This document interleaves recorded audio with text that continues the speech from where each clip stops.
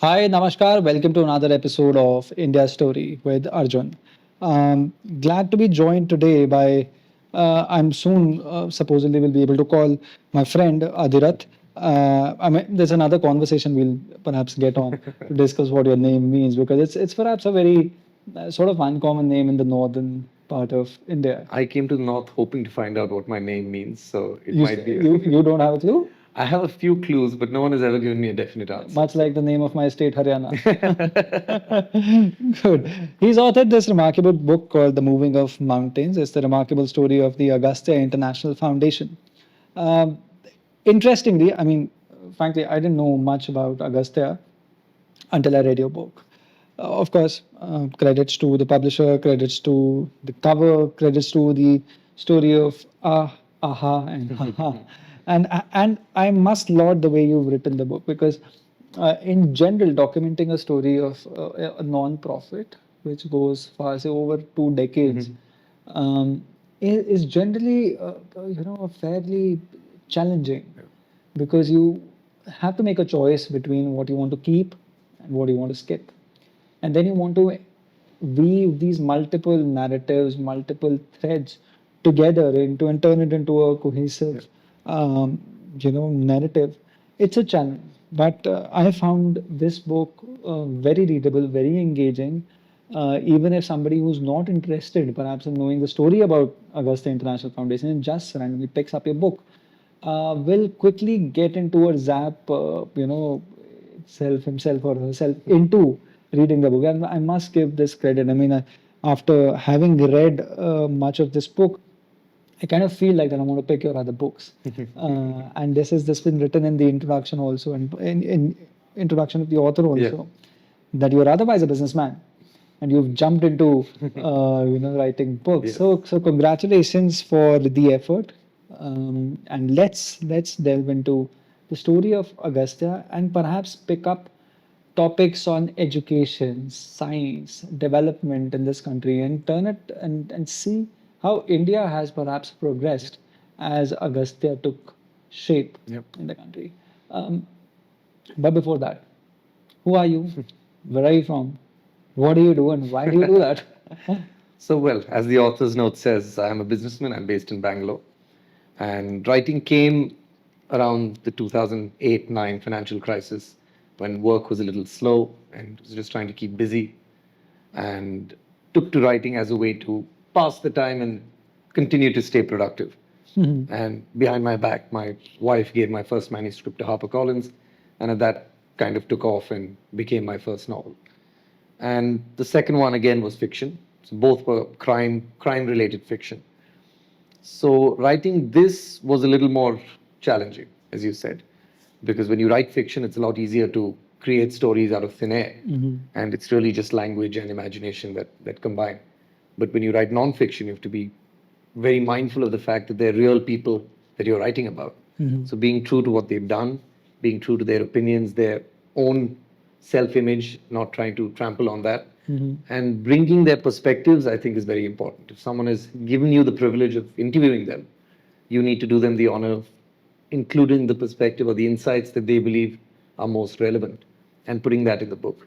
And as you said, when you have too many perspectives, when you have 100 interviews that we did for the book, it starts to get a bit entangled.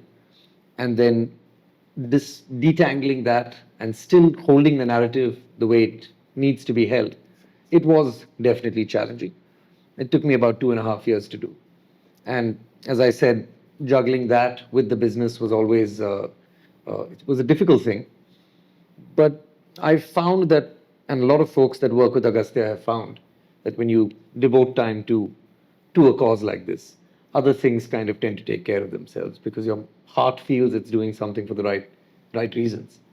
And it's been a labor of love, and now the book is out, and we're trying our best to use it as a platform to project Agastya's work and make people aware of what the foundation has been doing for 25 years.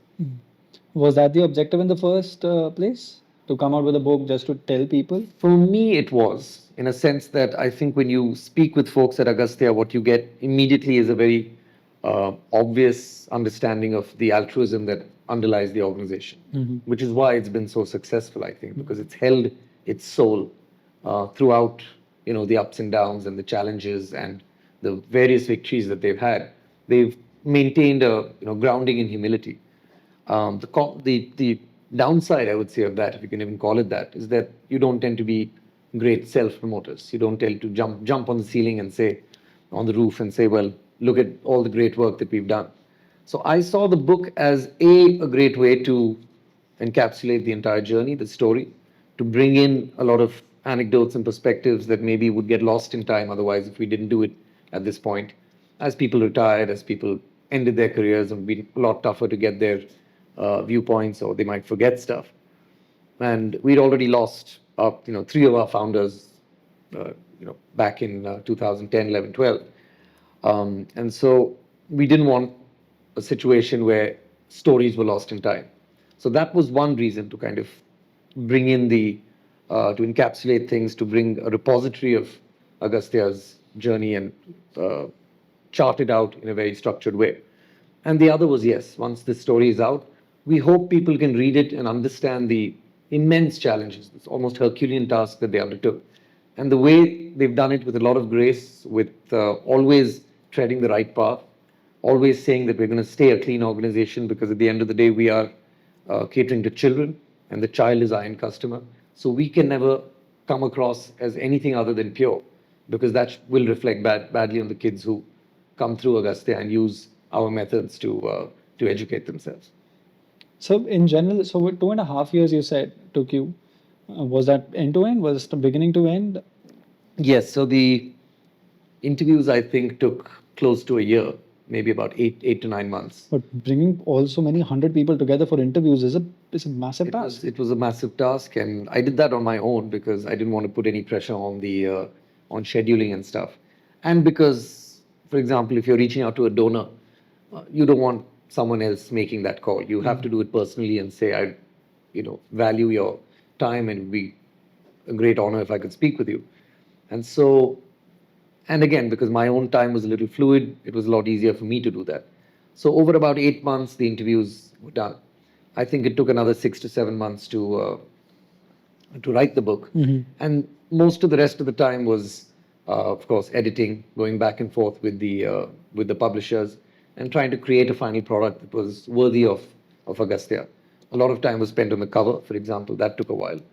Ramji is someone who's extremely meticulous. So I think he has read the book maybe more times definitely more than I have.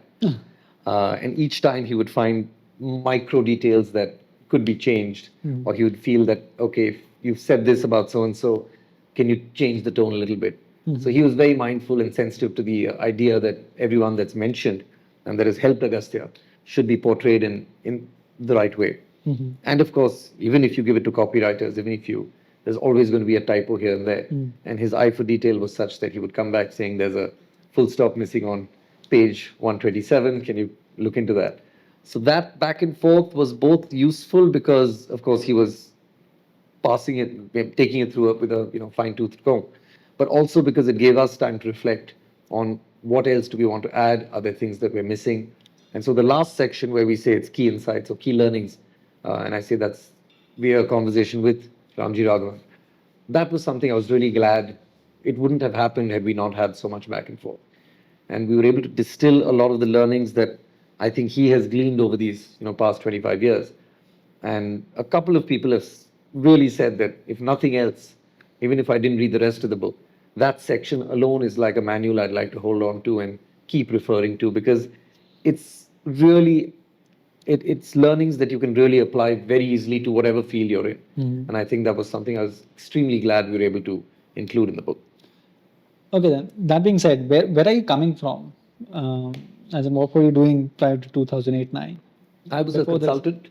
Where did you study? Schooling, where was it? I studied in Rishi Valley, which is in Andhra Pradesh. And that is how your association began? Oh, no. So there are many people who've been at Rishi Valley somehow find a lot of reference in the book and they come together. So Ramji is my uncle. Yeah. So I went to Rishi Valley because he went to Rishi Valley, and he went to Rishi Valley because his father went to Rishi Valley, my grandfather, and my mother was there as well.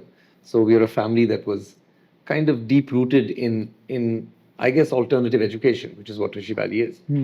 And the reason you find so much mention of it is because Ramji was initially trying to create another kind of a school, much similar to the school that he grew up in. And that was his initial ambition to say, I want to come back to India. He quit his job in London and was doing extremely well, but decided he wanted to do something more soul enriching and something that really gave back to India. And so he came here with the purpose of doing something in education. That something turned into, I'm going to start a world class school. And for the school, he acquired the land in Gudupalli near Kuppam. And then the fundraising efforts started. And the story of Agastya kind of starts there, because had the school happened, then it wouldn't be what it is today. So rather than starting a school, at some point they said, we can maybe train or teach 400 kids a year, or 400 kids rather, in this school. Or do we step out and reach all the kids through a completely different mechanism? And that's what Agastya eventually did. So why don't you bring it all together for us? How did Agastya Foundation, per se, and its education-related ventures begin? And I want to bring the Ramji story and Yeah. perhaps expand it a bit for the larger audience and for common consumption, and perhaps give us a look or peep into why education was so important at that juncture of India's history that we wanted to invest time and effort into it. So, as I said, Ramji was working in London. Give us a time frame. Oh, so this was, 1999, 98, 99 was when he had this epiphany that there has to be more to life than earning a lot of money in London. And he had been coming back and forth to India, and he'd been seeing the difference in the education systems, maybe in the West and in India, and reflecting on the fact that how is it that at one point we were a superpower, and at one time Indian culture was the hub of education, of innovation, of world thinkers. And we had scientists and astronomers, and we were doing plastic surgery back when the West was still just learning what was going on. And where did we lose that thread? And again, it's tempting to look at the West and say we should be as successful as they are, but again, you don't want to replicate. You want to create your own At some kind of point success. during the interviews, were you able to, get a glimpse of his head, glimpse of his mind, in the sense, what was wrong with India? What had happened? Was it the colonial suppression? Was it the post-independence politics? What had happened that it had already been around 55 or close to 55 years Exactly. since India's independence? What had gone for a toss that? So I think even he was trying to figure this out at that time. So coming back, leaving everything, I think that was the best way to do it. And then looking through the education system and saying, okay, what is missing? By the way, this is also a phase. The 1990s were a phase when a lot of Indians, for anybody to, just make it in life, changing the geography was perhaps the best option. You move out of the country and you try, learning through ropes. And then, in fact, many have become millionaires and billionaires. Many Indians have become ultra rich, very powerful, very influential people across the world who've gone abroad in that phase in the 80s and the 90s. And if you see from the government's POV, back in the day, even Gulf airlift for that matter, commonly said that NRIs were not required in India. That was a very poor impression of Indians who were stepping out because they were perhaps seeing less economic opportunities back in the country. So, were you able to get a sense into Ramji's head or what was happening? Because for him, it was in 1999, it was kind of the Swadesh moment. That high flying career abroad. There was a reason he went out. And then there was a switch. There was a reason why he felt compelled to come back. So I think he felt compelled because he said, we have the talent. We seem to have people coming here who are doing extremely well. Why is it that kids who are graduating from Indian colleges in India are finding it so difficult? And so when they looked at it, they said, okay, now our education system seems to have gone into a kind of a rote learning mode. Right? So it looks like everything we're doing, as Dr. Iyengar said, who was one of the founders, education in India is a 100-meter race on steroids. So we're teaching kids to mug up things, and we're teaching them to regurgitate them on exam papers. And that cannot be a creative process of learning.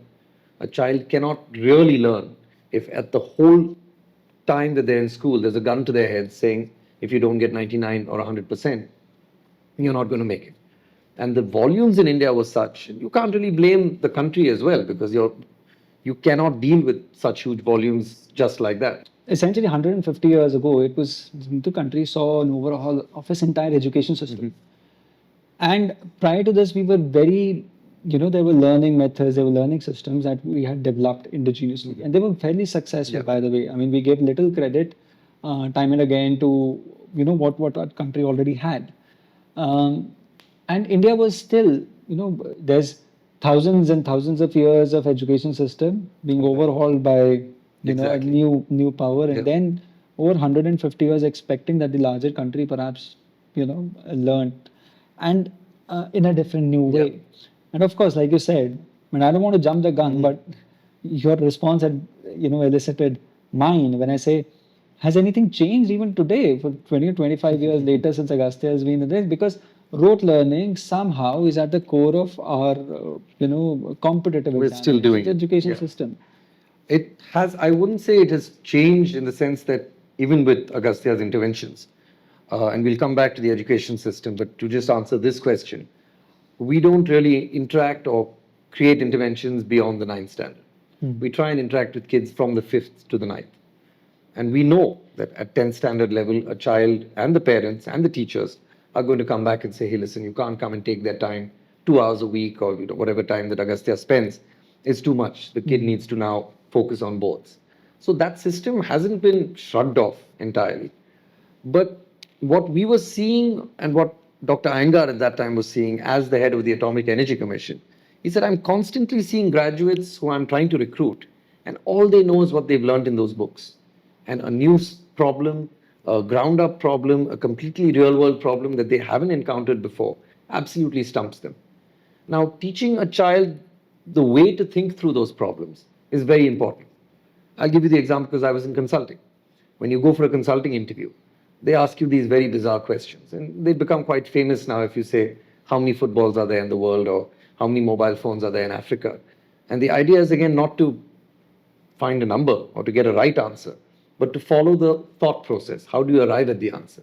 And is that thought process logical? Is it workable? And if you had that kind of data, would you actually arrive at a number that would be plausible? We're trying to do that with kids at a much younger age, from 5th to 9th standard, to say, I'm going to give you a problem. I don't care if you get the wrong answer, but I want to see how your mind is able to adapt and slowly create a solution. And then I will help you on that path. And that is a tool you can use not only on science, you can use it in any kind of problem in your life. And many of these kids have gone and suffered real world problems, very real world problems, and have come back saying, I was in a position to at least think beyond the immediate crisis that I was facing, use Agastya's methods, and find a solution that actually worked and changed my family's life in some cases. So the rote learning thing was definitely true. And as you said, what we call the Lancastrian system was basically designed because the British wanted to churn out clerks, as many as possible. They weren't looking to have Indians as innovators. They didn't want an Indian who came out. They weren't looking for C.V. Ramans and Ramanujams. They were looking for people who would do bookkeeping and who would largely manage the bottom of the pyramid kind of work, while they continued doing the lofty sort of elevated jobs. And that kind of stayed on even after they left. Ironically, the Lancastrian system had measures or had provisions for peer-to-peer learning. So it wasn't an entirely bad system. It's just that it was stripped of anything that was otherwise useful for the child in turning into them, making them more creative in their thinking, and turned into a purely, okay, here's an exam, here's a textbook, and you're going to have to write this exam at the end of the year. And we've been through the education system. You know that in history, if you don't write certain passages... It was 1525, exactly. It was 1526, it was 1527. Indians were viewed as hewers of wood and drawers of water. This was from my history textbook. It's imprinted on my brain because we were told that is a line you have to use. If you don't use that line, you're not getting that mark. And okay, I mean, you were lucky in some cases to go to a school where you had a balance of both. Many kids are not that lucky. Government school children cannot have that kind of exposure. They don't have a teacher that's inspiring them along with a teacher that's also saying, okay, now let's focus on exams. So we came out of a schooling system wherein we had a bit of both. And that was a place of privilege. What about children who are in government schools, whose parents don't have exposure? So it's not like they can go home and have dinner table discussions with them and gain some insight into the world. whose teachers have lost interest. Teaching has become, to this day, even I would say, except in the private sector, a profession of last resort, where people say, okay, I've got nothing else going on, I'll go and teach. Who will get inspired by someone who's joined teaching from that point of view? But isn't that a real shame? Because I come from academia. I've spent close to 8 years teaching in colleges and universities across, between Delhi and Haryana. I feel the teacher's role, teachers just by living, the teacher is a living example of how you can train a young mind.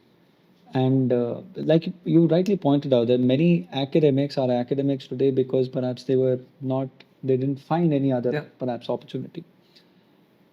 But how did we end up? It's actually in some way a blot on our society that people who are supposed to be the leaders. Well, you should be paying them the most and revering them, in all fairness, right? The people who were supposed to lead our society to a direction where the light was are perhaps the most, in ways unwanted professionals. Exactly.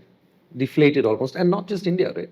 This is an epidemic that you could say goes on even in the West, where teaching is not high paying.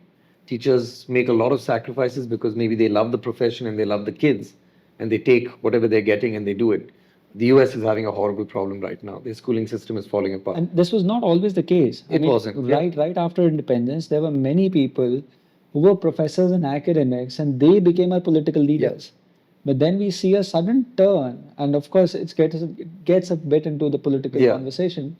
But we see this turn happening where our leaders who were prior to, say, in the 90s, 80s, or 90s, were mostly academics. They were thinkers, original thinkers, and they were interacting with many people all across the spectrum and domains as well. People would be interacting with sciences, social sciences, arts, mathematics, and trying to bring around that original thinking. In fact, most of our leaders were, whoever was an academic, were also rooted in Indian system. They'll be well educated with the Western philosophies, but at home they'll be studying, say, Ramayana or Mahabharata or Bhagavad Gita or Chanakya Niti. And, lack of a better word, contest tha. There was, they remembered each, just like many people today, or perhaps, we came at a point, Delhi society or otherwise also, or the South Bombay, for example, or the ICSE educated society would take much pride in quoting William Shakespeare once in a while, and just look a little bit more of an intellectual, but may not know what the verses of the Ramayana or the Rig Veda for that matter. So when or how did that happen? I mean, who is to blame for this decline of education system? Because there is a serious contrast here. We cannot just always keep on blaming the colonialists for this matter, because post-independence, you were seeing leaders who were thinkers and politicians who were original thinkers and intellectuals in that sense, be it Shyama Prasad Mukherjee ji or Deen Dayal Upadhyay. Pandit Nehru is credited with writing, then having a larger world view of things. Where did we go wrong? I guess it's a little chicken and egg. You have 100 students, you lose enthusiasm because how much can you do? Or if you're told, I'm giving you 100 students, they all need to pass their exams, you become a little jaded. You say, well, if I've got that many students and my only mandate is they have to pass their exam, then what bandwidth is there for me to even go off on a rant, for example? Like some of my favorite teachers used to go off on rants, random rants about the government or random rants about society and how it's ill. And those are the ones you remember more than the subject you'll anyway pick up. But you remember those rants. You're like, I remember him telling me this about this, and feeling, I shouldn't let society take advantage, or something that really fired you up from inside. And it was those teachers that you remember. You don't remember the teacher who's just reading from the textbook and reciting it to you and saying, now read this. You remember the one that was a little goofy, the one that would go off topic, the one that would say, okay guys, come, let's just go outside and look at a plant for half an hour and say what we feel. And that bandwidth has to again come. I guess, as you said, money was one reason. One thing about great teachers is, even though it hurts to say, but they sometimes don't do it for the money. For them it is actually a joy. Service. It was service. And so when you take a person like that, and if you want to take advantage of them, it's very easy to say, I'm going to pay you less, because you're going to do it anyway. And then that becomes the norm. That becomes the price point. Then But then there was this also this counter value attached. If they were not doing well on the money, they were doing very well on the social prestige. Exactly. So now it's what is happening? There's no economic True. benefit also, and then the social prestige has also gone down. True. In fact, for the longest time, we were perhaps as a society we were looking at he's becoming a teacher or a master, and you feel bad for them, right? feel bad for them. In fact, my school in England, Eton, one of the nice things about You Eton, studied at Eton? I did. It's in my thing though. You have to show it off, huh? No, one of the things I loved about what they did was, and I noticed it very early, is you weren't a full-time teacher unless you taught and did something outside the class. So I'd have a maths teacher who was a really good footballer, right?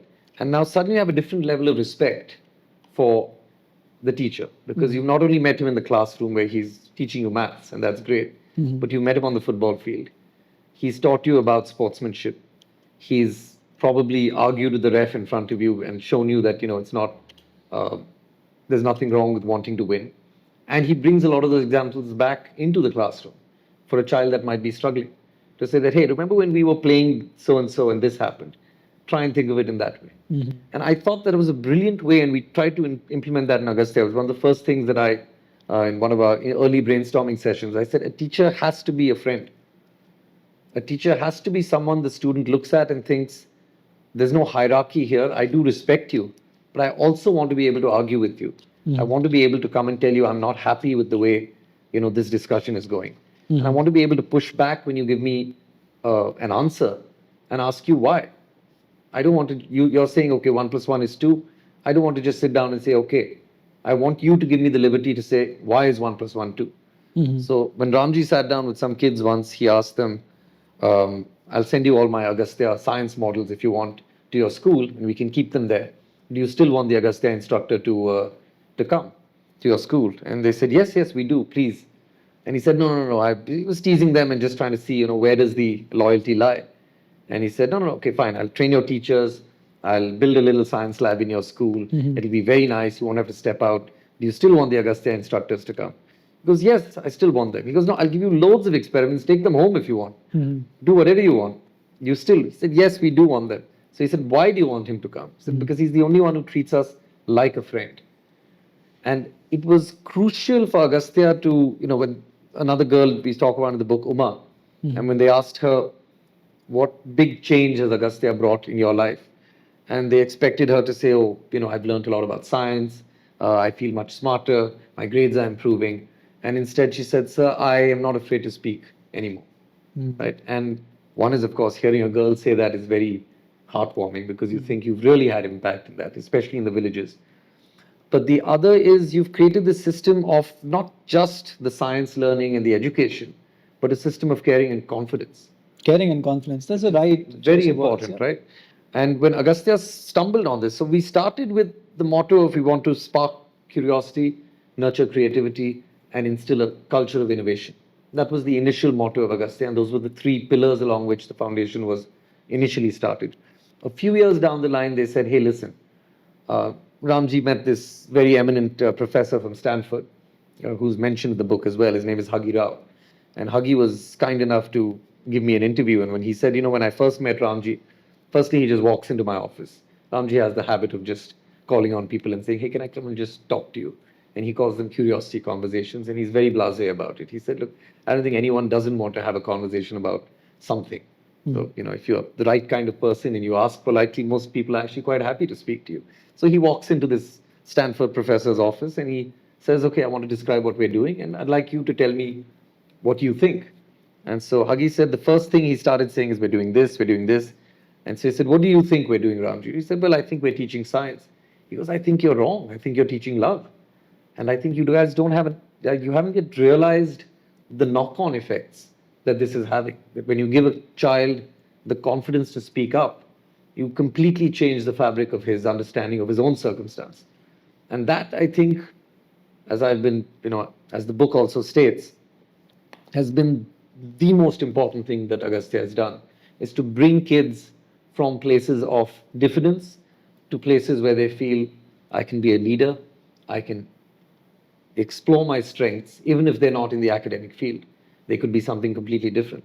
So Agastya started as a STEM organization and gradually decided, well, we have to give importance to humanities, we have to give importance to the arts, we have to allow children to come to us and explore the kind of person that they want to be. And the best version of themselves that they can be, that's what we should be aiming for each and every one of them. Help me run through before I take on you, Yeah. take on multiple other different strands and conversations and questions that you brought together for us. Um, tell us tell us about the Agastya's journey. Ramji came back. Ramji thought that there needs to be a change, an overhaul, and let's bring together the Okay, new school system. So in a nutshell, it was let's start a school. There are no funds to start a school. 1999. 1999. He comes back. There are no funds to start the school, but he imagines that he wants to. He wants to start the school. He acquires the land to start the school. Where does he acquire the land from? In a small town called Gudupalli, which is just outside Kuppam. Kuppam actually is at the border of Andhra, Tamil Nadu, and Karnataka. So it's a very strategically located, town. So did he buy the land? It was bought. It was advised that he should buy it. Of course, the government was extremely kind in giving it to him and saying that if you're doing it for education, but he was very clear that the foundation was going to actually buy the land. In that phase, during that phase of India's independence, now 25 years ago, do you think the government was really proactive about education because they wanted more of such institutions to open? Because the Mujahid in general wanted to be high on the literacy rate and that. Yeah, I mean, I guess your IT boom was happening. The feeling was that India needs to start pressing the accelerator very hard. And there So were a the lot of objective and the idea was around STEM, that if Exactly. you're doing STEM education, it will reap Yeah. the necessary benefits, which perhaps you were seeing Yeah. right now. Although not an immediate buy-in, right? Because again, when you're saying I'm starting a school, someone feels okay. The school is it's an asset, it's an institution, it's something that will be on the map.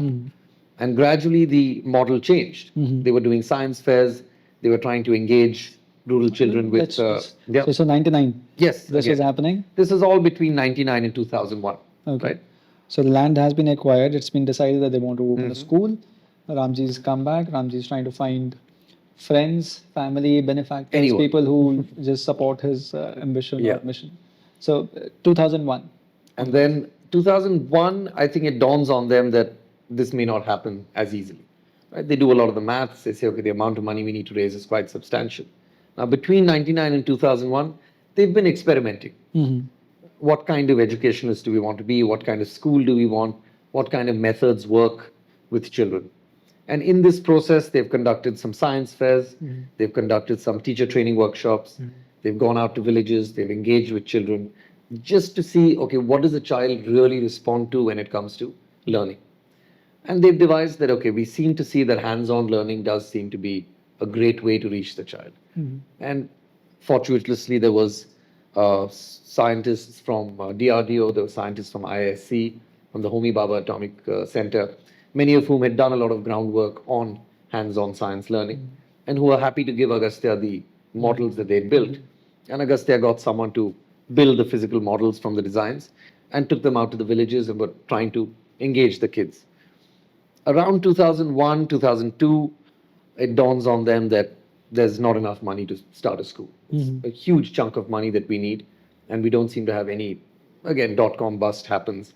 A lot of the promised funds have now been pulled back, and Ramji is starting to look at the prospect of, I don't think this is going to lift off. And again, as an experiment, as almost a Hail Mary, because they had nothing else going on, Hindustan Motors has donated a van. Let's just put all these experiments in a van, send it to the schools around the area, and again, continue what we're doing, just trying to see if we can engage the kids. And of course, the response is quite phenomenal. Feedback comes back both from the government as well as from surrounding schools.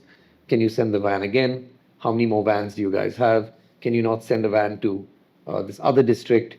Can vans not go into these areas? And suddenly these guys say, hey, wait a minute.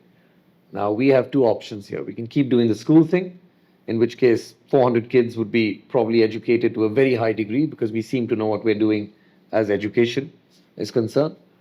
Or, as they described it, we can either fill a glass of water or we can raise the level of the ocean by 1 millimeter. And I think they opted for the latter because for two reasons. One is they said this seems to be working.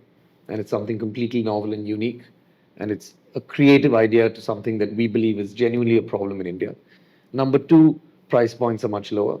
So it's much easier to go ask a donor for money for a van than for a building. And so we can still keep this alive and keep it moving. And the third thing, which Ramji himself says, is by then some of the founders, some of the thought leaders, scientists who had really come along with Agastya for this ride were starting to feel restless and say that, hey, listen, you've been doing this now for a few years. We're not seeing much going on. And he was keen to keep them engaged and show them that something is going on. And again, the vans did very well. When we added more, we were asked to, again, give even more. And the vans started doing more aggressive science fairs, started building more science centers around the country, initially, of course, around the campus itself, and in North Karnataka, which was the first place outside the Gudupalli, Kuppam area that Agastya really tried to do a satellite kind of operation. That was extremely successful, and there's a whole chapter kind of devoted to how that went about. And the moment that succeeded, they said, okay, now we've kind of shown that we can do this even away from the campus. So how about we start looking national? And that ambition then stalled. So now we're looking at about 2004, 2005, because again, funds were coming in, but not enough. Where are these funds essentially coming from? Mostly corporates. How was he able to tap into corporates? And because India had just, it had only been a decade Yeah. since the entire liberalization. India generally did not have a lot of money. So Yeah. just developing the network of philanthropists who would dedicate their cause. Because in general, in India, a lot of education-related philanthropy has been associated with social organizations or community organizations. So there'll be a DAV school, there'll be Sanatan Dharam Vidyalayas, and there'll be many such schools. But then you come in with a different model, you come in with a different name, you come with a mindset where it's driven by this one person who thinks that he wants to bring in a change. Then getting philanthropists or donors. It was very difficult. And in fact, by 2005, again, it was a kind of a desperate situation because I think whatever could be tapped had been tapped, and it wasn't much. Right? Agastya was maybe a hundredth or so, of maybe 2% or 3% of what it is today. And that's the extent to which they could really push the organization with that model at that time. And so in 2005 was when Rakesh Jhunjhunwala kind of came into the picture. But before Jhunjhunwala came into the picture, was Ramji only focused towards this? Where was he? Yeah. So he had abandoned everything else, and this was all that he was doing. And the tribe that he had grown around himself, how big was the tribe before? It was not very big. So Ramji and Mahavir were the co-founders, along with what we call the three wise men, who were retirees, one of whom was the former principal of Rishi Valley.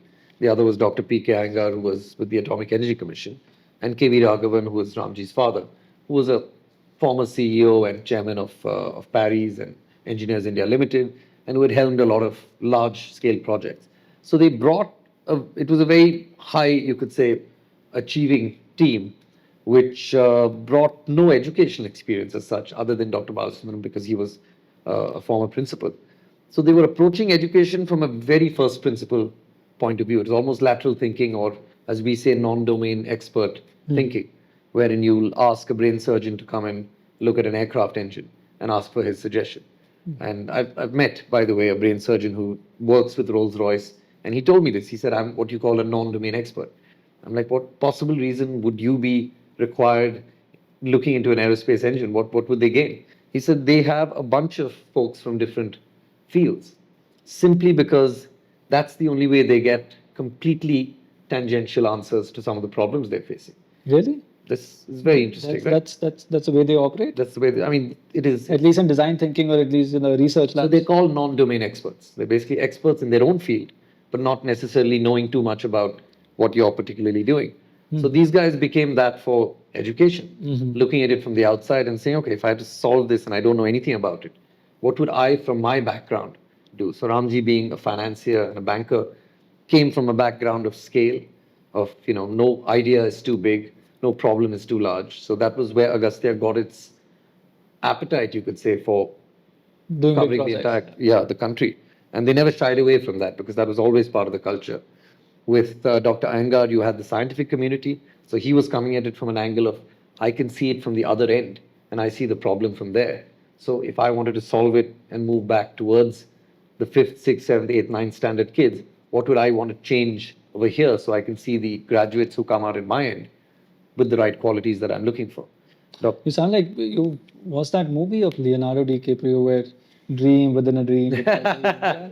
So it's exactly It's what Inception. Yeah, Inception. I think these three wise men, along Yeah. with Ramji and Mahavir, they were trying to perhaps do the same I thing think at it a really very helped, young though. age and Yeah. sow that seed in the mind of a young boy or a girl living. Yeah, exactly. As we said, you can't change everything. You can't say don't go to the 10th and don't focus on your boards. That's unfair as well. If I want to do engineering, I have to do well in my 10th and my 12th, and then I get into a good college. It's no point telling me it's not important or marks aren't important. But at the same time, can I add another facet to my way of thinking? It's like Three Idiots, right? Yeah. And that movie was very inspirational because, as he says, don't go after marks, go after excellence. So you had three kids, one of whom just loves science, and his love just manifests in marks eventually because he does very But well. how did a finance guy become so obsessed with STEM education? I think that's a very good question. But I guess Ramji always had this. He always had this. I mean, we write about it in the book. Like he kept going back to social causes and saying, "I wouldn't mind doing something," and each time he would shy away, saying, "No, no, no, my career is important. I need to focus on this." Until that one moment. Until that one moment where, as I mentioned in the book, it's like a diver going to the edge of the board and looking down and saying, "No, no, no, I need a little more himmat, as it were, before I take that jump." And so he did that a few times, and you see he did it a couple of times in his life where he said, "Okay, I'm going to do a social cause," and his father was very clear that there's no money in this. So if you're doing it, make sure that you know that. Don't go into it and then regret it tomorrow. And I think he reached a point where he said that the love for doing it will surpass any other kind of monetary benefit I will get from staying where I am right now. And I think that was when he was able to make the jump. And education, because I think, yes, there was an element of Rishi Valley, there was an element of having grown up in an education system where you were allowed to think freely. And looking at India and saying, well, if these kids aren't getting that, then maybe that's the ingredient that I need to somehow infuse back into it.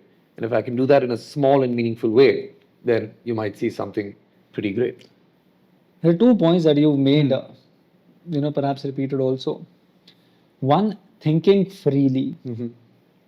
Of course, through culture and through grooming, through our education system, through our society, we are perhaps made to believe that, this is possible and this is not, right?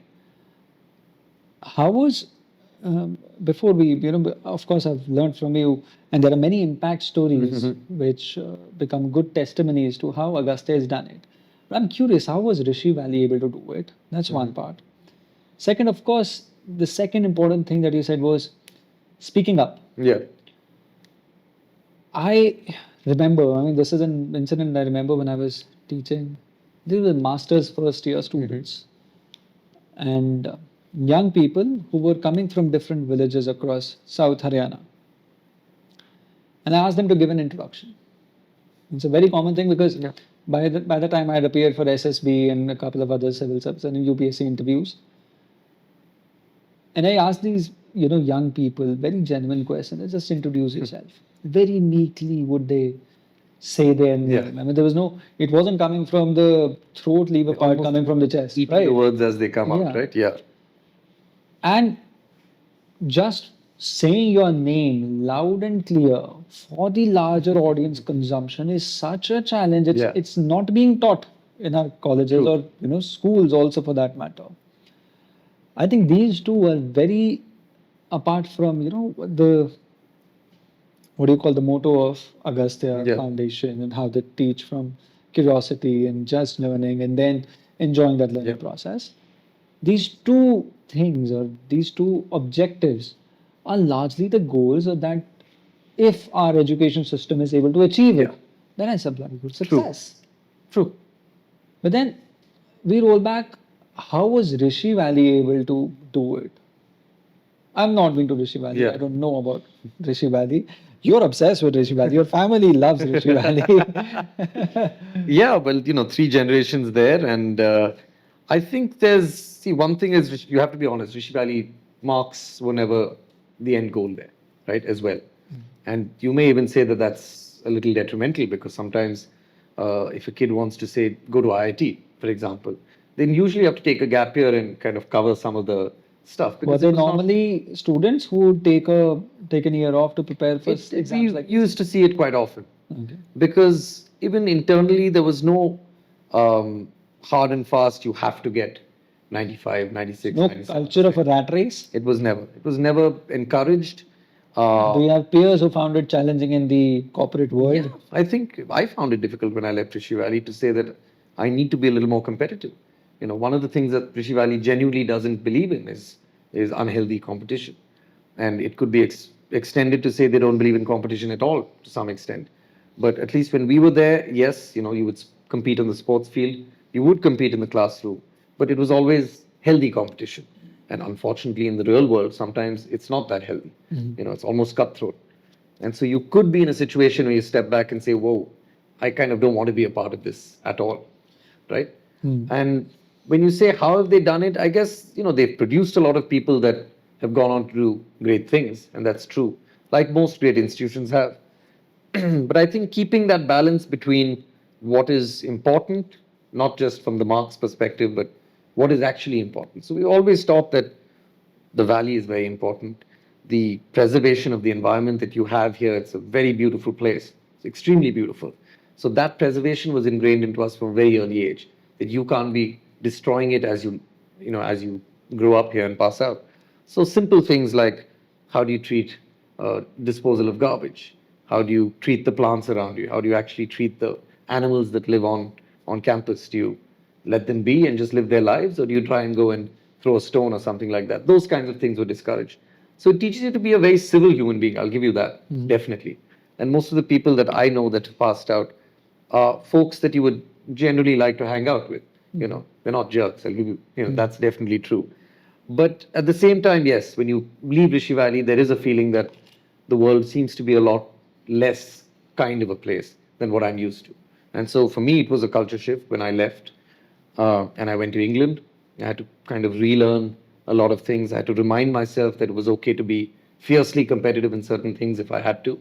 But it was a learning process. But I would still choose that over having never learned any of the other stuff because it was easier to relearn some of those things than to have to unlearn bad habits that might have otherwise formed if those things had not been instilled in you at that age. There's another word that two words that I keep on coming back to when I'm listening to you speak. Design thinking. Just of late it has become commonly Yep. used or perhaps even abused for commercial reasons. Yeah. But the impression that I get is, be it Agastya or Rishi Valley, that was perhaps at the core of Yeah. the institution and the instructor's objectives, that you got to train the mind in that process. Yeah. Do you think, largely post 2005, after Agastya really, with Jhunjhunwalaji's association, as in some way, has it gotten around in even remotely achieving the objective that it laid out for itself? In terms of reach, yes, this was way more than the number that we thought we'd be reaching at this point. In terms of richness as well, I would say we've largely managed to continue to reach kids without diluting the original idea that we'd set out with. So if you're able to go up to a child and you have, say, 10 experiments and you're able to engage with the child and make them understand each one, and the child goes back feeling, yes, I learned all this in my textbook and now I've seen it in action and my mind is blown and I'm very excited. That's the kind of healthy interaction that we want. And so Agastya has managed to create that kind of experience at each stage, regardless of the programs, right? So we had mobile vans, then we had lab on a bike, then we had lab in a tab. We have something called Operation Vasanta, which is a night school concept where Agastya students, ex-students from Agastya actually teach kids and at night in their villages while their parents are still in the fields, keeping them busy, keeping them from mischief, using Agastya's methods to transmit this thing. And we think that's a very healthy interaction as well because it's an elder you look up to in the village who has gone through Agastya's systems, who's effectively been trained to be an instructor, who's now teaching you, right? So I think that has really worked. Agastya has really managed to hold the richness of its program the way that it envisioned it would. The reach has gone, as I said, beyond what we expected. And Share some numbers. so today we reach about 5 million kids. I think at this point, if you'd How? asked Through what through means? all the various media that Projects. we use, yeah. And 5 million kids per year, per yeah, year. exactly. And totally about 25 million we've reached in 25 years. So obviously that curve is kind of moving up. The idea is to reach cumulatively 100 million kids by 2032. And this is now, of course, the digital space is starting to become relevant. So right now, what Agastya is working on is how do I combine digital and physical, again, without necessarily reducing the richness of the programs that we have. And it's an interesting challenge, right? Because you would think once you go full digital, you're going full hands off. It cannot be hands on anymore. So we're trying to still work through how that program can be structured without necessarily. I'm curious, are you perhaps the only big organization which is working in that age bracket in the digital domain? Maybe. I don't know. There may Because be there are others, I'm Byju's, sure. there are Yeah, physics wala, exactly. but Yeah, they're doing it for competitive examinations exactly. or school competition Exactly. examinations. Which is the fear, which is there are already folks doing that pretty well. And we don't need to be another, digital only space. But as you rightly said, the confidence, the caring, those, if that is your end goal, then you have to approach it from a completely different point of view. You can't just say, look, I'm teaching science, because yes, you want to teach science, but science is a medium to reach what you're actually trying to do, which is instilling confidence in these kids. And design thinking is core at that. I think Agastya has done brilliantly in terms of using very limited resources to achieve tangible and sizable impact. And that can only come if you're thinking very differently about how the resources are being managed. So at the core of all learning is the pedagogical tools. Uh, what are the early phase experiments that Agastya did for its larger end goal? Anything that you Well, could share? Well, a lot of the groundwork, as I said, had been done by some of these scientists. And as I said, none of the founders were really deep rooted in education. So the best thing that they knew how to do was to start bringing in uh, effectively focus groups, right? You're trying to go out to the village, you're getting together a workshop with maybe 50, 100 children. We did a lot of workshops in Bangalore with private schools as well. And the whole idea was, okay, what is clicking here? What is making a kid just sit up and say, okay, I want to know more, as opposed to your normal child in a private school who just sits like this and says, yeah, I mean, I've seen all this before. So I think once they started hitting on those nerves to say that, yes, this is actually creating sparks in the child's engagement levels, and they're suddenly coming and saying, okay, I want to know more, then that was the vein along which they continued and said, we're going to keep building on this. So the science fairs helped immensely because they were drawing in crowds of 5,000, 6,000 kids. And so they were able to really conduct larger scale experiments to say, okay, what is working? So when you look at a science fair and you're like, all the kids are congregated around this one experiment. Okay, what is this experiment showing us that, or what is involved here that's maybe not in the others? And you say, okay, fine, it's because there's a reaction or because there's a sudden change in this thing. And then you kind of get an idea of, okay, this is what seems to be drawing a lot of interest. So this is the kind of thing I need to infuse into some of the other ones. In that early phase, were you able to, because you were trying to gauge what is working for the students, what is not, um, who are those early few instructors that really were able to study it? Because, like, 2 points, in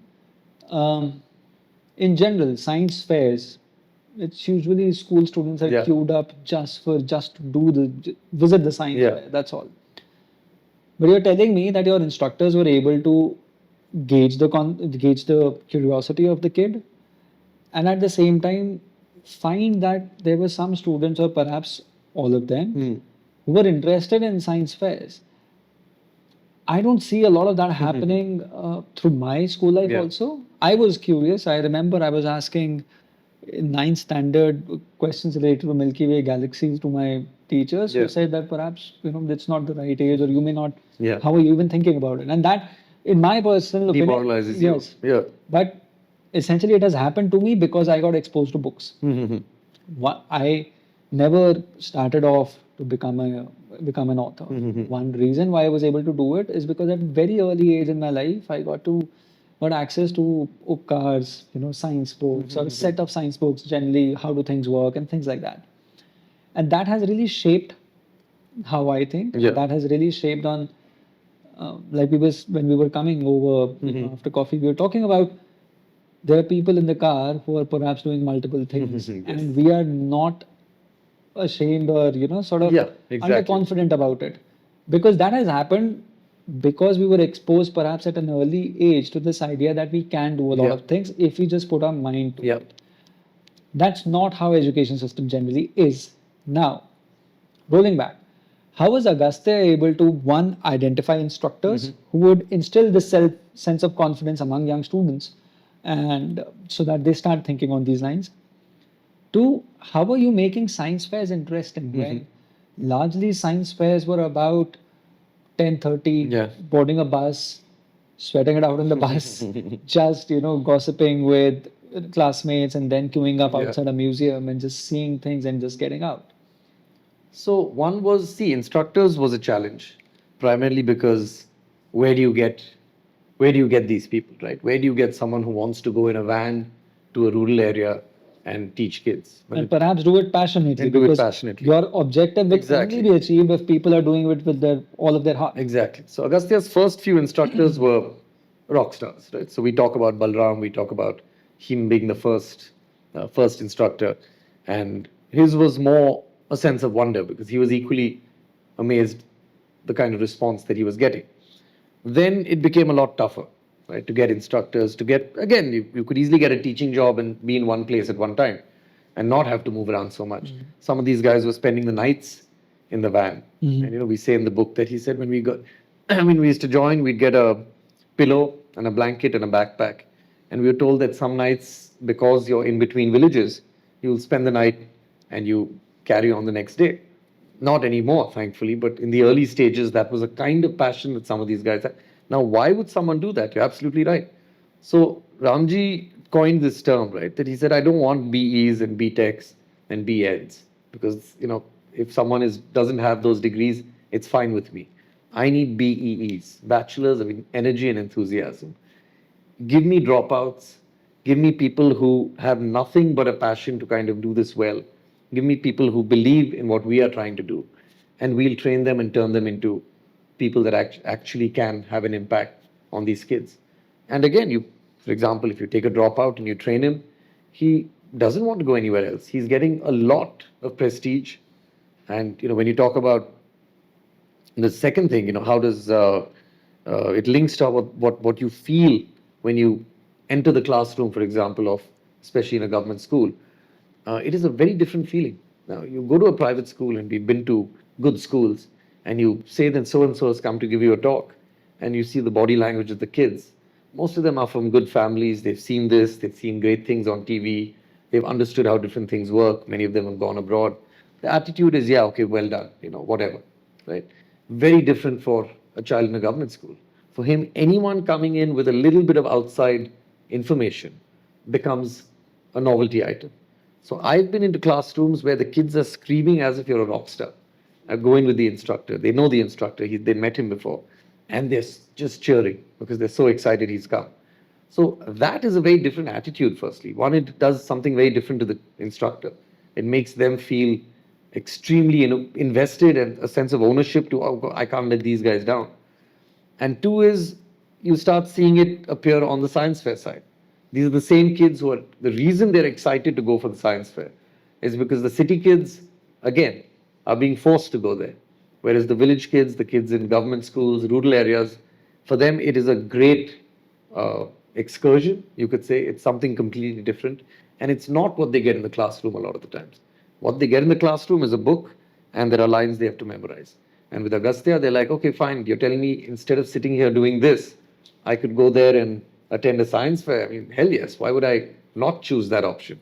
And so the kid comes enthusiastically and wants to learn. As far as manning the science fairs, one of the key things we did was to train kids to actually teach other kids. And that was, again, desperation, really. We didn't have enough instructors at one point. We thought there was a science fair with 500 kids. We were told the previous few days before that it's going to be 5,000. And the founders said, well, either we abandon this and say we can't do it, or literally there's no answer at this point. And so some girls stepped forward and said, hey, listen, if you want to train us and we'll train the other kids, would that be okay? And, it is like you're a small company and you've got this huge order. And you can think, okay, I just don't have the capacity. Or someone comes and says, hey, listen, I've got a bunch of people here, they'll help you if you just give them a little bit of information. You would grab that, right? You'd say, look, I can't lose face when I've come this far. And so they said, okay, it's a risk, but let's try it and see what happens. And that became the foundation of peer-to-peer learning. It became the beginning of saying that, wait a minute, the kid that teaches the other kid is absorbing way more than he would have absorbed or she would have absorbed if they were just learning this from a book or even from an instructor. When you teach someone something, and you know this, right? When you, in college as well, one of the best ways to learn is I'll finish my portion and then a weaker student, I'll go and help them.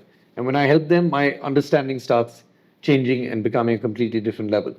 And so this, when Agastya struck upon it, they said, okay, firstly, we've solved the science fair manpower issue forever, because we'll never not have kids who want to be on that side of the stall, on that side of the experiment. Two is we've found a way to level up, you could say, a lot of the kids who are enthusiastic enough to learn more.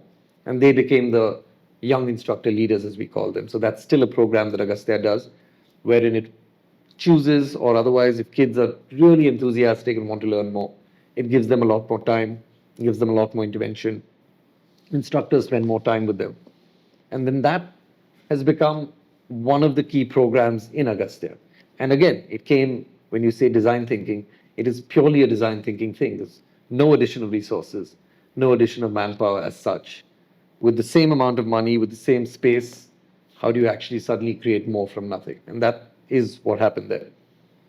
In terms of, because you've trained instructors in the organization for a long time, what does it take to be a good instructor or a teacher today? Well, as I said, being a friend is a big thing. We've also, by the way, had to spend a lot of time training we actually call them igniters now. That's the term that we use, instructors and igniters, basically, to be very mindful of, physical contact with the children. Right? So there's a time when, and we did this whole case study where instructors would say, the girls aren't speaking up much. And we would say, but why? And he'd say, look, with the boys, it's okay. I can, punch them on the shoulder, ruffle his head, pat him on the back, and kind of, and I can't do that with a girl. And so we said, you know what? You're not going to do that with anyone. That's the rule from now on. You are not going to. So there's a rule in Agastya's rule book, you could say. Unless the kid's health is a question where they're, going to faint or there's some imminent danger the child is in, you don't make physical contact with the child. And it's important because you're dealing with children to have these kinds of rules in place.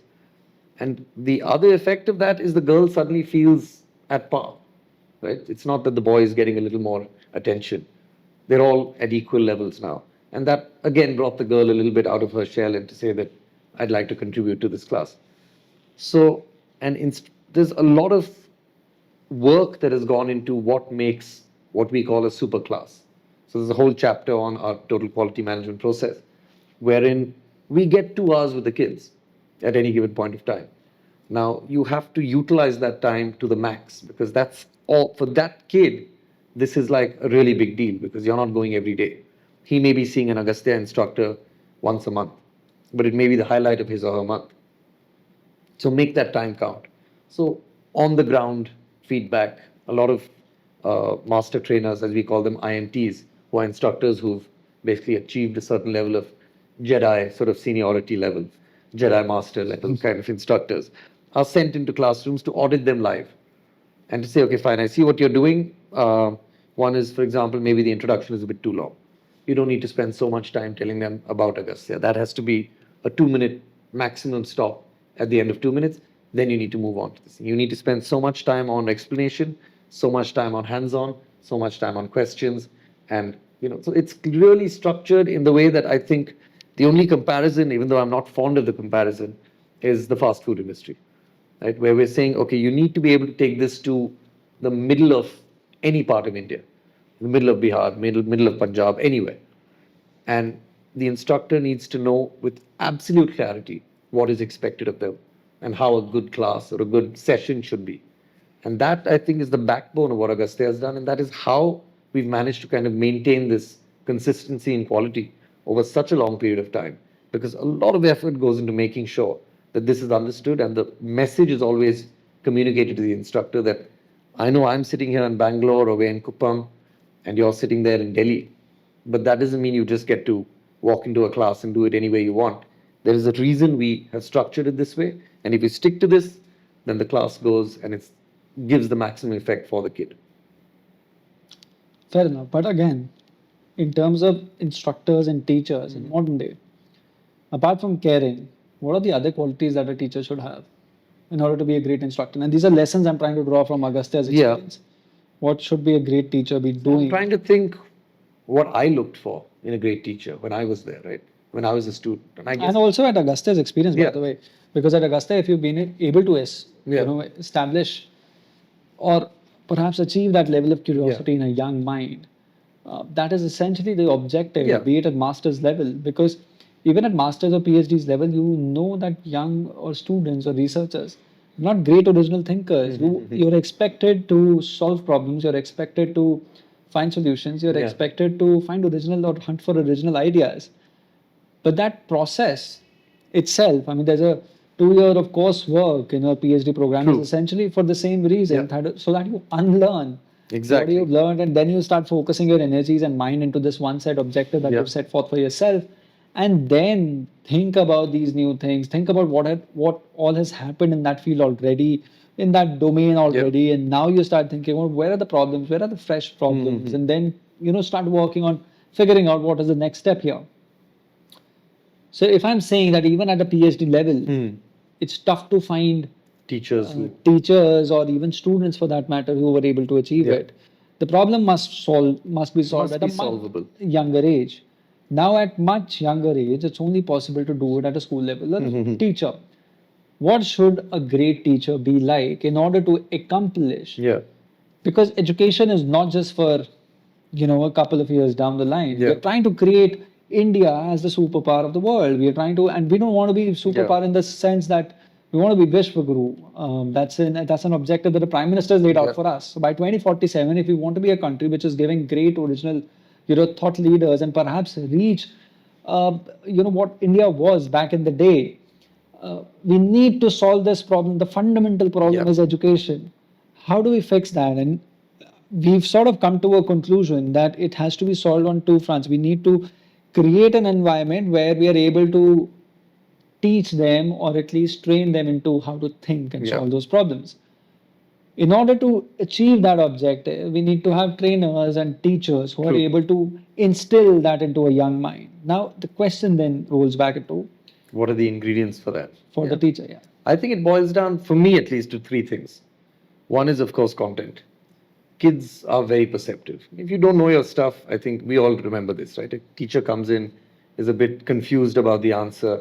A child looks in the book, he says, actually, this teacher is not quite, what he's saying is contradicting. You lose respect very quickly. When you're looking to someone for guidance and that person comes across as not really knowing their stuff, it's a big red flag. And it's very tough to then gain that respect back.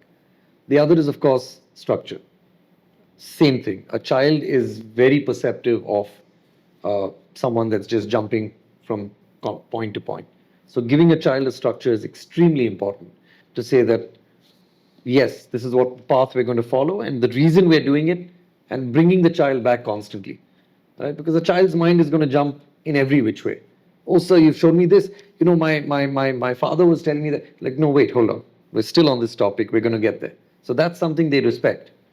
And the last is style. And I say style as a very loose term, but I mean, what is the manner in which they transmit all of this? Because again, you can have a teacher who has content and structure, but is absolutely regimental and is almost like saying, listen to what I'm saying and just quiet. Or in Agastya's case, we found it's a lot more effective if you're approachable. Like your example of the kids not being able to introduce themselves. Now, I'm not able to say my name. I'm not able to say which town I'm from. It is the teacher's job then to pull that confidence out of the child. And that comes when a person, A, has that approachability to say that, okay, I kind of see this guy and he's not going to bite my head off. He's not going to tell me I'm a fool because I ask a silly question. Rather, he's going to turn it into a, in a way that I actually learn something at the end. So that approachability becomes a huge issue. And there is a huge portion of trust that I can tell this guy something, or I can ask him a question, or I can just disagree with him. And I can trust that he's not going to suddenly turn on me and say, hey, why are you talking back? I'm telling you, that this is how it works. So please don't tell me something else. So Agastya has managed to infuse all three, structure, content, and a style, that I think makes the child feel struck, like that they're learning something that is genuinely scientific and has been thought through before it's been delivered to them, and that they're being allowed to explore it in a way, in a safe space, wherein they can say what they want, they can disagree, they can even laugh or show enthusiasm without necessarily feeling that I'm going to be viewed as disruptive or argumentative or kind of a problem child. And I think it works, as you said. And Agastya is a fine example. it's a fine example of it working. And I think we've all had teachers who we can reflect saying that, yeah, my favorite teacher was kind of, he was firm but fair. That is always a great term we use for the teachers we love. Whenever the lenient teachers, it's like, no, so and so will punish you if you're really done something bad, but the punishment will always fit the crime. And you'll go away thinking, fair point, I kind of deserve that. But that's a few years down the line. A few years down the line. But I think, that the best teachers, I think we always viewed them in that light of saying he's not going to do something vindictive or unfair when I do something wrong, and he's going to appreciate it when I do something right. And I know my favorite teachers, I would categorize them as being, firm but fair, because that is what you want at the end of the day with a teacher, someone that understands you. How is it when we agree that it's a human resource problem from the teachers or teaching point of view, we also understand and we're clear that if, how Prime Minister Narendra Modi talks about, that by 2047, if we want to be at that stature, we understand and we've sort of come to a conclusion that it's the fundamental basis that we have to work upon is education. But we also know it's a human resource problem. How can we, in any possible way, correct it? If we can think of a couple of solutions. Teaching in general? Teaching in general, because Agastya has been able to do its job. And I think, I'm not going to name a few organizations, but the way you've sort of, brought the instructor model in, there are many other organizations which perhaps took shape by 2008, 9 or 10, which would invite volunteers who would devote their time into teaching. We saw that as a phase also, because from 2000, of course, when Agastya began, until say 2014-15, there were many such organizations which were supremely focused towards education. For some reason, we don't talk about them or such non-profits anymore, or we don't see them working as effectively anymore. I'd like your thoughts upon that as well. But in general, how do we make teaching, one, a good profession, but then take it back to what it is, a noble profession? Yeah. See, I think, unfortunately, it starts with money. You can't expect someone, especially in this day and age, it's very unfair to say, look, you enjoy it, so do it for free. No one is really in that position, and I think the world has become a place where if you can't survive, if you can't really fend for your family, you're going to get frustrated and say, hey, this is not worth it. So, not just for India, but I think for most parts of the world, and this is, many folks have said it for a long time, you have to start looking at teaching the way you look at either a doctor or a lawyer. I mean, why are those professions paid so highly? Yes, you study a lot to become a doctor, a lawyer, and there's a supply-demand issue as well. But I think there's a supply-demand issue with teaching as well. I think there is. But for some, over the last 10 years, I would say, with the 6th pay commission or 7th pay commission for government jobs, then of course even private sector. Education is no more a profession which is not handsomely paid.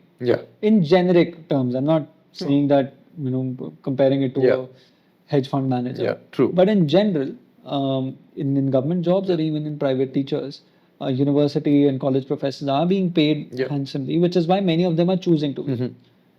This is where the second problem comes in. Now you're being paid enough. Now what? But you did not want to be teachers.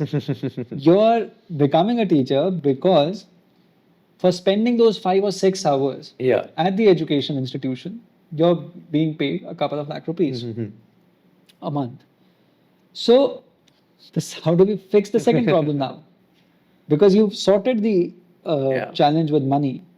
What next? Because there are many people who are today becoming academics because somebody wants to be a politician. There's you're being academic because this gives you time space to do even your business for that matter. Second problem: how do we address the fundamental? Fundamentally. I mean, I guess the question is there a supply issue, right? Now you're saying, yes, I'm paying enough. I should be pulling in, the first in line should all be all the ones who genuinely love teaching, right? But that doesn't seem to be happening.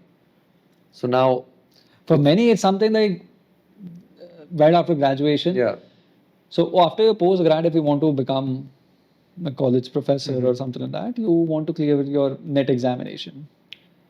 If you clear the net examination at the right point of time, and then there's a vacancy also, you can join an educational institution. But if you do not clear a net examination or that at the right juncture, you perhaps will always clear jump any into another profession. yeah. Is it because that India in general is going through that phase where everybody just wants to be employed and in make reasonable money, Yeah. whichever profession they choose to be in? And is West also facing the same problem? Are people who are teaching at or college professors in the US, are they also facing similar problem? Because there they give that liberty, or that is what we are told, that a university professor could start his or her own business, yet be great at teaching because the institution itself is funded so well. Exactly. See, at that end, it's difficult to comment from Agastya's perspective, right? Because we're dealing with the completely other end of the spectrum. Yes. And there we find, of course, there's lackluster, there is lack of motivation, and the teacher training obviously helps in a huge way for that. But I guess the other question might be, what do we put on you can put it back to the student and say, what am I expecting from my student? Am I expecting marks? Because if I put that on the teacher, then the teacher is all very clear. So I met someone recently who was basically telling me that in their school, the teachers had a gun to their head because the marks were as important for their evaluation as for the children's. And so they would actually do the paper sometimes for the kid. Now, if I change the script and I say, listen, I'm not going to evaluate you on the kid's marks, I'm going to evaluate you on metrics such as creativity or curiosity or how the child fares, or I'm going to interview the children. It's difficult. There has to be a bandwidth for something like that. Then the teachers start saying, wait a minute, then I can't still follow the same script I've been following for so long. I need to start becoming more mindful of those kinds of things. And that might help. I would again say at a grassroots government school level. University level, yes, there's a different problem there if you're saying that the money is already coming in and we're still not finding passion aligning accordingly. Yeah. But again, I hope that that's a short-term thing because typically the way the demand and supply works is that ultimately you're going to pull in the kind of folks who actually enjoy it and want to get paid, which is how most professions work. You typically pay enough and you get the best or you get the cream of the crop. You don't get the ones who are just doing it because. So yeah, fingers crossed that will. But it's nice to see, isn't it? At least that India is reaching a point where our price points are no longer laughable, right? That people are actually in a situation where they're like, this is a good income for a great profession, and maybe that's the starting point. Like when you start a new league or you start a IPL or something like that, it's the first time that you're seeing money come into a sport. Maybe the first crop is whatever there is. Whatever is this is the IPL of teachers. And then slowly you start pulling in the real talent because by the third or fourth season, you start saying, okay, now kids who would otherwise have not bothered because they're like, listen, it's just too difficult to tread this path, even though I love it, are suddenly saying, well, this seems to be a career option for me now. So, yeah, you know what, I'm going down this route. And then they start displacing the ones that probably didn't deserve a place there in the first place. So I love cricket analogies in general. So I normally throw them into all my things. Great. Let me roll you back because we've discussed a lot about India's education problems over the last couple of minutes. But tell us about the Jhunjhunwala moment and his impact on Agastya. See, there were a few things that changed because he came into the picture. One was, as we said, when a teacher gives you that kind of confidence, it kind of infuses you with the belief that, oh, I can do this. So his buy-in to Agastya's vision, I think, was a great thing. One, because we said, okay, here's a guy who scrupulously analyzes every investment he makes. He's not a guy that just opens the purse strings and says, here, take money. If he's done this and we've passed that kind of baptism by fire kind of situation, then we must be doing something right, because that won't be. The second was the fact that the money itself was not tied to any project or specific uh, region as such. One of the problems Agastya had up until that point was donors would come and say, but my company is in North Karnataka or in that particular region. I'll give you money for a mobile van that plies around those schools. And they would say, look, we already have 2 vans running there. Can we not run a van at the other end of the state? No, I need it there. So it would become difficult to fill gaps that were there because the donors weren't necessarily looking at those places. It was also very difficult to develop this campus because, again, getting money for buildings was very expensive. And that just wasn't there. Not a lot of people were coughing up that kind of money. Jhunjhunwala's funds came in at a time when we really needed to develop the campus and we really needed to fill these gaps that were showing up all over the place. And that allowed the foundation to immediately shore up any areas where it felt, I can see there are schools there, it is clearly underserved, now I can actually send my vans into that area. And if tomorrow a donor was to pull out, for example, the program didn't die in that area. Again, there was an infusion of that.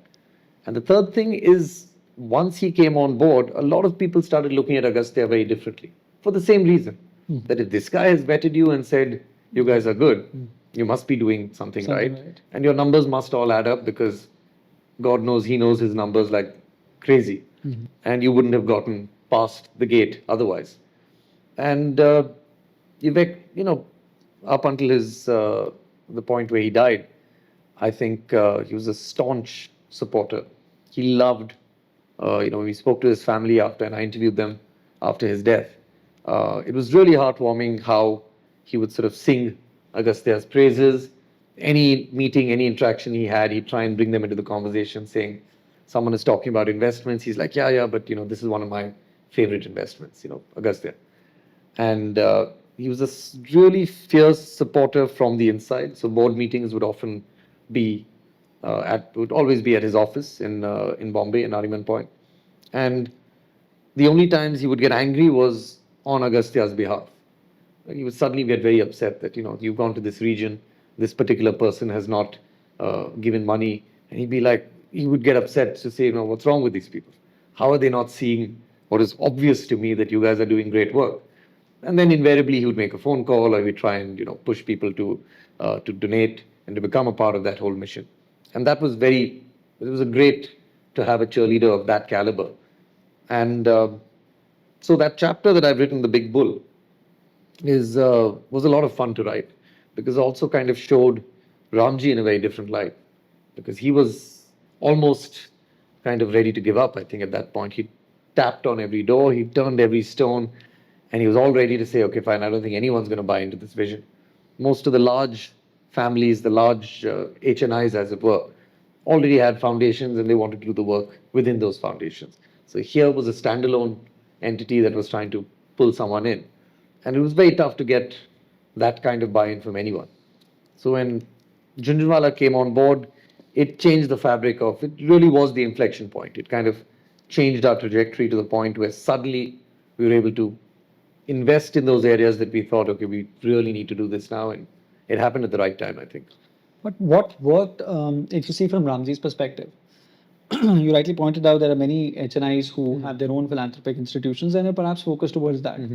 But in order to really institutionalize something and really take it to a scale like Agastya did, it's very tough to just have people invested into that mission and objective and then bring them all together, in name of a dream and then working towards that objective. That was not reasonably possible in India because a lot of HNIs had already either been tapped. What worked, what magic you think back in the days, 20 years ago, Ramji had, if you could just get inside his mind, what worked or what was this thing that perhaps made Jhunjhunwala ji convinced that I'll invest into it? I think Ramji himself was a bit of an enigma at that time. this idea of a very successful banker giving it all up. It's a very romantic story when you listen to it, and not many people do that. People give up jobs, yes, but this was like a very huge shift that he made.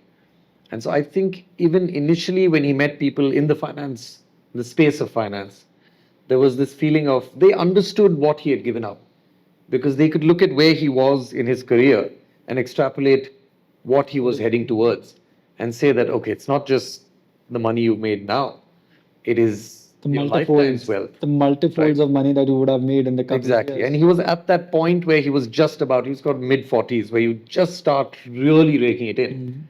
And so it, I think, struck a lot of folks who met him, including Junjunwala. And he at least wanted to know his story. I think that was the initial thing. He definitely want to meet him.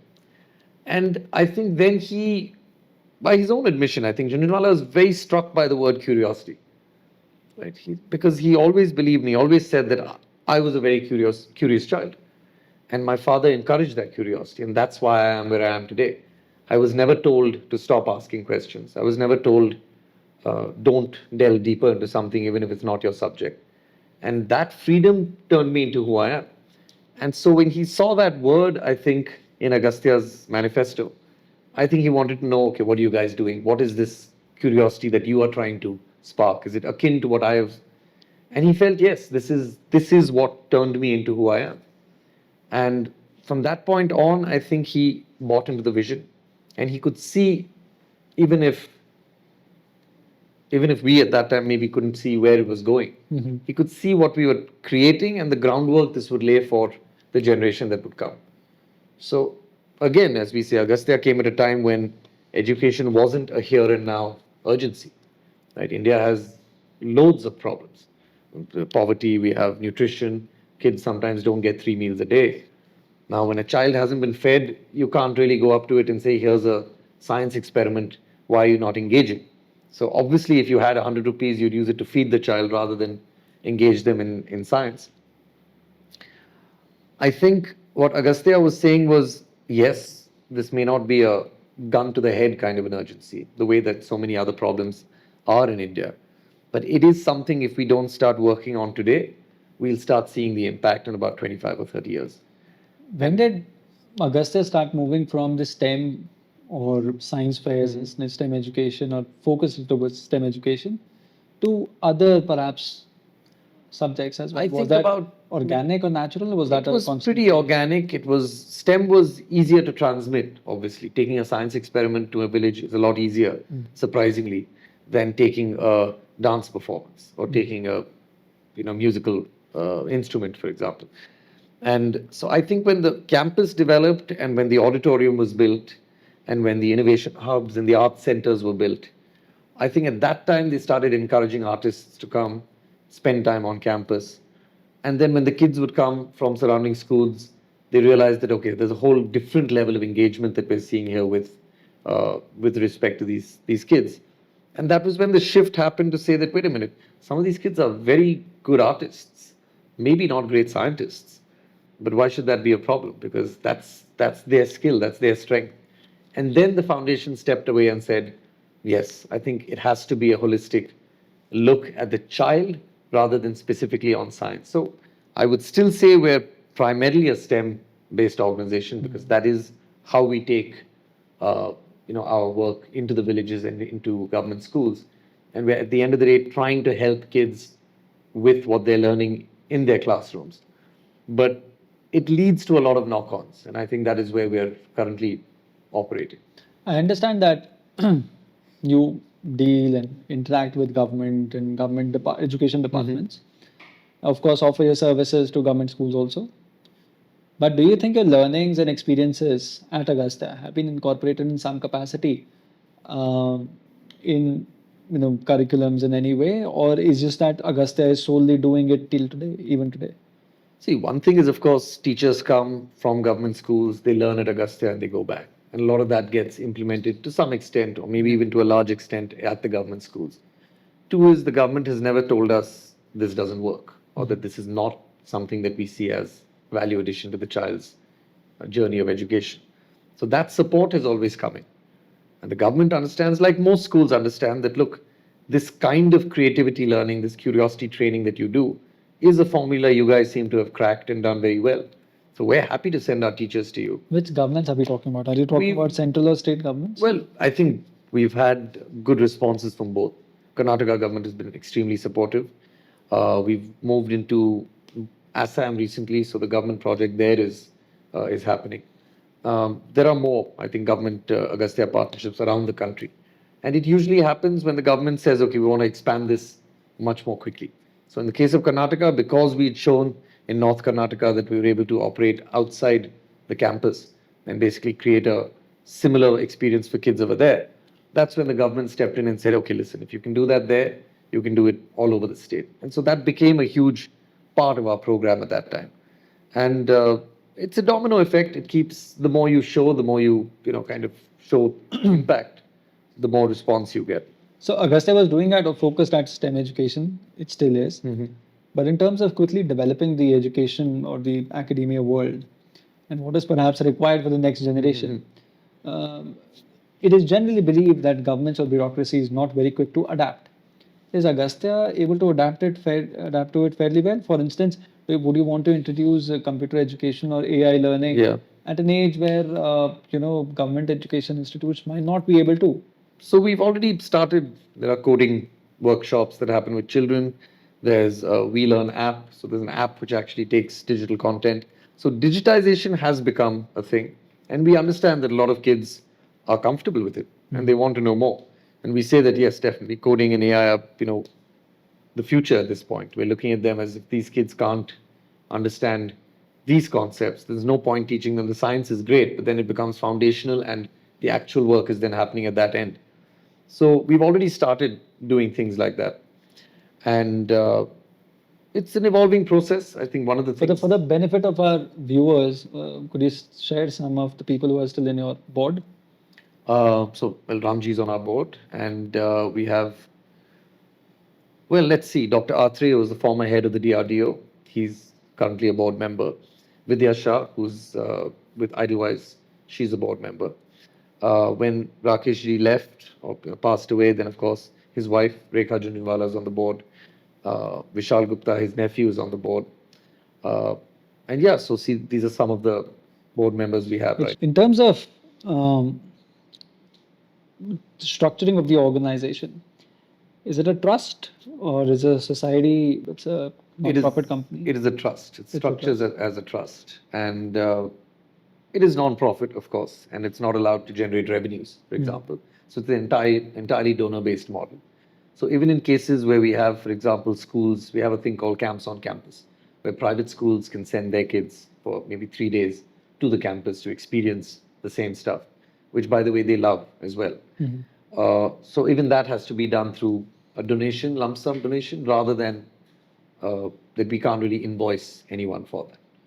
But largely it is donors, and so that's how the entire model actually survives. Is managing a trust, has it gotten any easier over the years, or it's still a problem with the rules, regulations, and You'll have to. formalities? So Mahavir, I think, manages most of the statutory stuff, and he's a stickler for everything that has to be checked and ticked and stuff.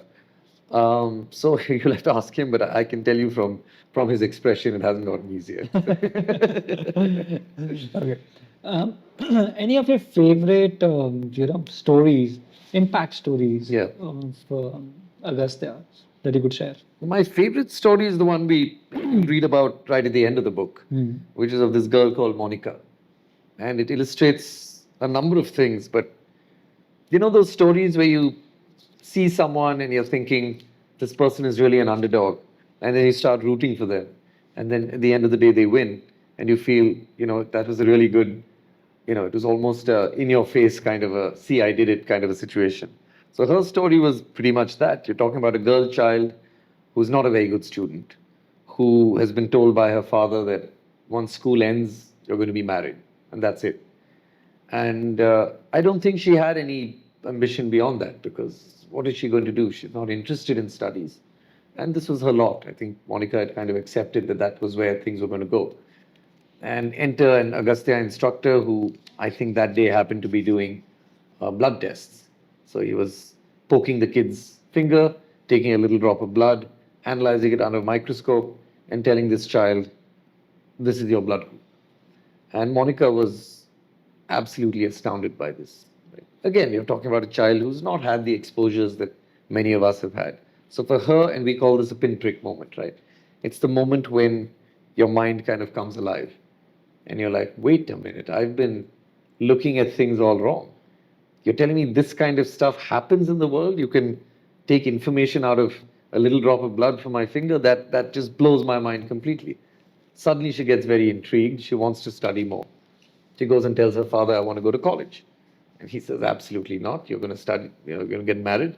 You're not even a good student. So what is all this? And so Monica argues and says, okay, here's the deal. If I come first, can I go to college? And again, you're reading this thinking this poor girl has no idea, because I'm sure there are kids who are smart who not, she's not going to come first. And her father thinks the same thing. You're not going to come first. So great, I'll take this bet. And at the end of the day, it's not going to change anything. This girl comes first. Father has to change his mind. Thankfully, he's true to his word, sends her to college. And so look at the shift that happened. The life you were planning to live and you just accepted, this is my circumstance, versus the moment you think, wait a minute, I want something. And this guy who comes to my school and teaches me has convinced me in some way that yes, if you are smart enough and you're willing to put in this kind of effort, then everything changes. And so she went to college, and that's, as far as I'm concerned, a very happy ending. But it was my favorite story because it really does happen a lot in India, unfortunately. The girl is told education is not important, and she doesn't really get a chance to step out and say, look, there might be something I want to do that's for me. And I think I'm glad that there's a lot of initiatives now for the girl child, and when you say that we need to kind of promote and make sure that they're educated before anything else happens. And I think Monica's story shows you that there's hope, even in the direst circumstances, that you can actually change your path. Lovely. And do you think Agastya's model is replicable? Would you want? We would love it to be replicable. I think one of the reasons we started was not to be a foundation, but to be a movement. And Ramji has always said that if some foundation at the other end of the country wants to do exactly what we're doing, we haven't patented any of our IP, primarily because we're like, please replicate this. So is it possible to do something like this for any organization per se in Haryana, Punjab, or elsewhere who wants to put up? It's doable. But again, understand that a lot of the IP, unfortunately, is intangible as well. Building an organization like Agastya is not just the models, yes, those are all delivery mechanisms. But the book is as much a story of organizational development. How do you, as you said, create an army of teachers, all of whom are looking in the same direction and having that kind of ownership? But how does this happen, or how did it happen for Agastya? One thing that I can think of after reading the book and having this conversation with you is through this one relentless effort, a clear sense of conviction why you want to do it. Yeah. And there's a end goal, there's a vision there. Working very hard, knocking every possible door to just convince people. Yeah. Then finding the right tribe of people. It's taken a lot of effort to bring those people around that idea. But once they're around that idea, once the board has come together, they're sold to the the mission of the organization. And then the next way forward is, of course, just keep on doing. If it's working for you, Scaling up, scaling up. replicating. If you know that it's working, then you do it again, then you do it again. You keep on doing it because even in many ways, I mean, the idea or perhaps the goal is largely in some ways utopian. Yep. But then you just keep on doing. So what essentially, that's my view of how Agastya has been able to do it. And I think we need more of these Agastyas across the country because essentially it is moving of the mountain. Yeah. That is It's not how the easy. name. It's a huge task. It's a huge task. And what I see today in India, of course, is the last 10 years, the country has seen remarkable growth and progress. And thanks to Prime Minister Narendra Modi's vision, thanks to a lot that is happening in the country, and just in general, the sense of, or the renewed sense of confidence in the country, be it through multiple initiatives, And at the end of the day, even if you look at it from a geopolitical point of view, it's only Indians who are going to be there for India. There's nobody else. There's So nobody true. else coming out to Very true. Yeah. support you or help you in your Yeah. journey. So at the end of the day, you've got to fend for yourself. And if you figured this out, then you better figure out that the solution to bunch of problems that India is facing is education. Yeah. You got to fix it, and you do it sooner than later. Mm-hmm. And that, I think, is how Agastya's approach has been. Um, that being said, I want to congratulate you for the book, and I want to congratulate Agastya for the remarkable work that they've done. Um, the story needs to be told, but more so, the story needs to be heard by people who want to perhaps replicate this model. Exactly. Because we may think that organizations and bunch of organizations who've raised CSR funds, who've raised funds from philanthropic institutions and HNIs are able to make the necessary impact. But if we are focused towards what India has to be by 2047, our goal is too audacious for us to sit reluctantly and see perhaps somebody else doing it. Exactly. So there are many such organizations which are required for the day, and I think many more Agastyas need to be replicated. Thanks to your wife, of course, who sent the first draft out behind your back. Congratulations and thank you, Mrs. Sethi. That being said, any last word?